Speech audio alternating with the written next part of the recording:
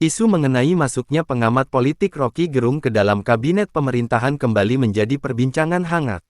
Dalam sebuah diskusi bersama pakar hukum tata negara Ferry Amsari, Roky secara blak-blakan menanggapi rumor yang menyebutkan bahwa dirinya akan segera ditundukkan oleh kekuasaan dan masuk ke jajaran kabinet dalam waktu dekat. Dengan gaya bicaranya yang khas, Roky menegaskan bahwa dirinya sama sekali tidak tertarik dengan tawaran posisi menteri. Ia menyatakan lebih memilih untuk berada di luar pemerintahan sebagai mitra diskusi yang setara bagi presiden, daripada menjadi bawahan yang berada di bawah kendali penuh kepala negara. Berikut adalah poin-poin utama dari pernyataan Roky Gerung dalam video tersebut. Menolak tawaran mengabdi di kabinet, Roky menyatakan bahwa jika tawaran menteri itu datang, ia akan menolaknya dengan cara saksama dan dalam tempo yang sesingkat-singkatnya. Ia menilai permintaan bergabung seringkali bermotif mencari tameng bagi pemimpin yang lemah. Lebih memilih jadi jaksa agung, sebagai perumpamaan, secara berseloroh, Roky menyebut jika ia memang harus meminta jabatan, ia akan memilih menjadi jaksa agung agar bisa membenahi berbagai kasus hukum yang menurutnya banyak terhenti atau dideponiring.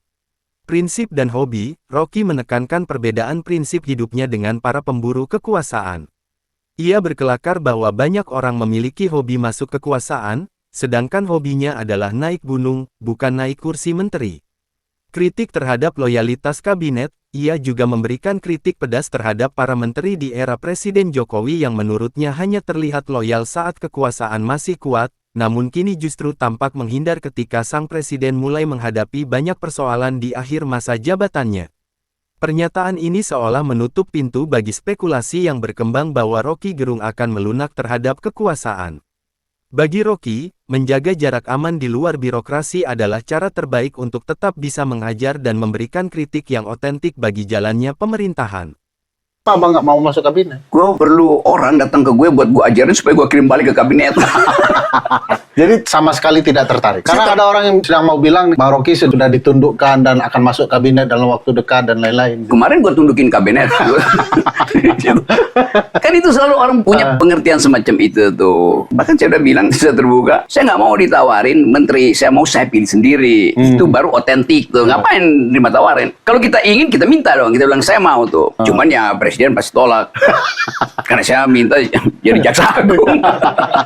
Tapi lebih baik kan jadi teman diskusi presiden setara daripada jadi kabinet yang adalah bawahan presiden. Nggak mau gue. Cuma pertanyaan Bang, jaksa agung itu bercanda atau melihat memang ada masalah di Kejaksaan Agung? Pada waktu itu aku pikir candaan gue pasti diterima, tapi ternyata jelas itu banyak kasus yang akhirnya seolah-olah kita baca dari luar dideponiring oleh jaksa agung tuh. Kalau suatu waktu tiba-tiba memang panggilan untuk mengabdi itu datang. Satu waktu. Tiba-tiba siapa kayak teman abang jadi presiden Minta itu. Ya, terus Bang bantu saya di kabinet. Jumlahnya pasti nggak 109 kan? Karena 109 dan ada Roky Gerung kan artinya 108 orang setara kemampuannya dengan Roky Gerung kan? Kan harus concise itu kan? Iya, waktu itu akan tiba. Yaitu ketika teman saya Ferry Amsari ada di kabinet. yang mungkin-mungkin aja Bang. Iya, justru itu saya bilang kalau tawaran itu datang maka saya akan dengan cara saksama dalam tempo singkat-singkatnya menolak. Kenapa Bang? Karena kita udah bisa tahu kan, itu motifnya apa tuh? Orang minta di backup, artinya dia lemah. Artinya dia potensi untuk memakai kita sebagai tameng dia tuh. Nah, tapi kalau orang bilang, kan dia bukan minta tameng, tapi minta agar memang berhasil. Gitu. Ya, tapi saya menganggap bahwa saya lebih punya kemampuan di luar ruangan itu. Itu. Ya, ini soal hobi aja kan. Banyak orang yang hobinya masuk kekuasaan. Nah, hobi saya itu naik gunung, bukan naik kursi menteri itu.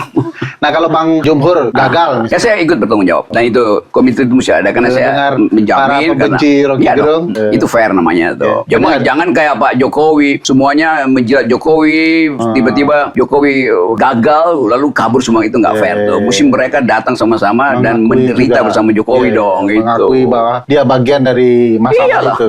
Itu. Sekarang menghindar ya.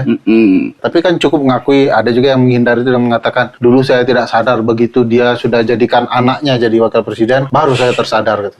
Itu pasti bukan orang Minang tuh.